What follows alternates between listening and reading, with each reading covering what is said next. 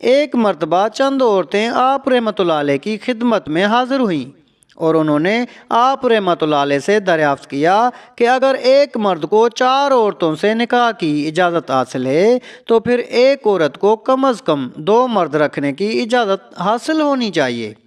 آپ رحمۃ اللہ علیہ نے ان کا سوال سننے کے بعد فرمایا کہ تم کل آنا، تمہارے سوال کا جواب تمہیں مل جائے گا۔ بسم اللہ الرحمن الرحیم۔ تمام بھائی اور بہنوں کو السلام علیکم۔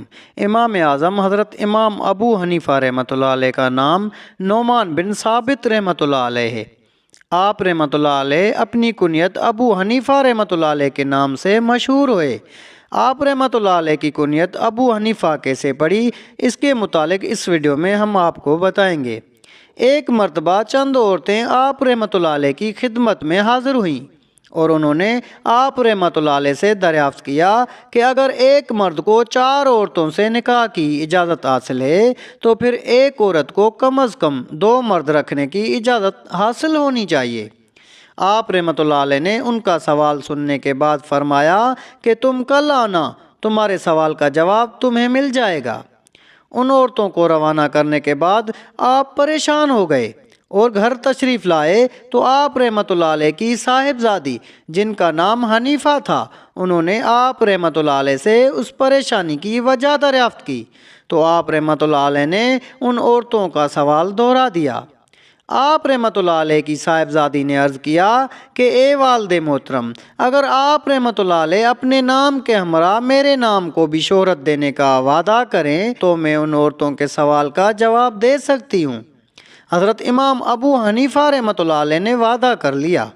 چنانچہ اگلے روز جب وہ عورتیں حاضر خدمت ہوئیں تو آپ رحمۃ اللہ علیہ نے اپنی بیٹی کو بلایا اور ان عورتوں سے فرمایا کہ میری بیٹی تمہارے سوال کا جواب دے گی۔ آپ رحمۃ اللہ علیہ کی صاحبزادی نے ان عورتوں کو ایک ایک پیالہ دیا اور کہا کہ اس پیالے میں اپنا اپنا دودھ ڈال دو۔ ان عورتوں نے ایسا ہی کیا۔ آپ کی صاحبزادی نے ان تمام عورتوں کے دودھ کو ایک بڑے پیالے میں ڈال دیا اور پھر ان سے کہا کہ اس میں سے اپنا اپنا دودھ علیحدہ کرو۔ ان عورتوں نے کہا یہ تو ناممکن ہے۔ پھر آپ رحمۃ اللہ علیہ کی صاحبزادی نے فرمایا کہ جب تمہارے شوہروں کی شرکت میں تمہاری اولاد ہوگی تو پھر یہ کیسے ممکن ہوگا کہ تم بتا سکو کہ یہ اولاد کس شوہر کی ہے؟ یہ جواب سن کر وہ عورتیں حیران رہ گئیں۔ حضرت امام ابو حنیفہ رحمۃ اللہ علیہ بھی اپنی صاحبزادی کے جواب سے بے حد متاثر ہوئے اور حسب وعدہ اپنی کنیت ابو حنیفہ رکھ لی۔ آہستہ آہستہ لوگ آپ رحمۃ اللہ علیہ کا نام بھولتے گئے اور آپ رحمۃ اللہ علیہ اپنی کنیت ابو حنیفہ رحمۃ اللہ علیہ سے ہی مشہور ہو گئے۔ امام اعظم حضرت امام ابو حنیفہ رحمۃ اللہ علیہ روزانہ شب 300 نوافل ادا فرماتے تھے۔ ایک دن آپ رحمۃ اللہ علیہ بازار سے گزر رہے تھے کہ ایک عورت نے دوسری عورت کو سرگوشی کرتے ہوئے کہا کہ یہ شخص روزانہ رات کو 500 نوافل ادا کرتا ہے۔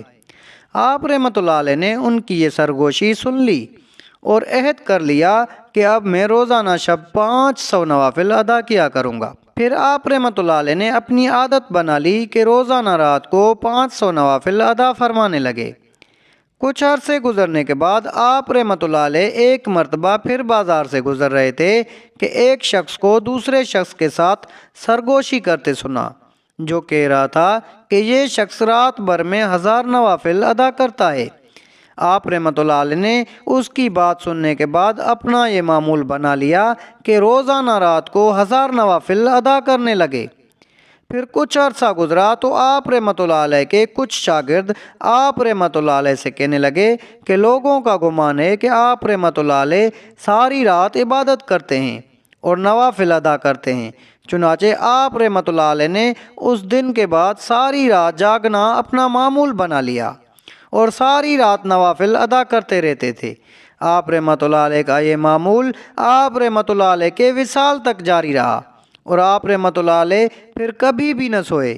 دن کے وقت آپ رحمۃ اللہ علیہ حسب معمول طلباء کو درس دیتے اور لوگوں کو فقہی مسائل بیان کرتے۔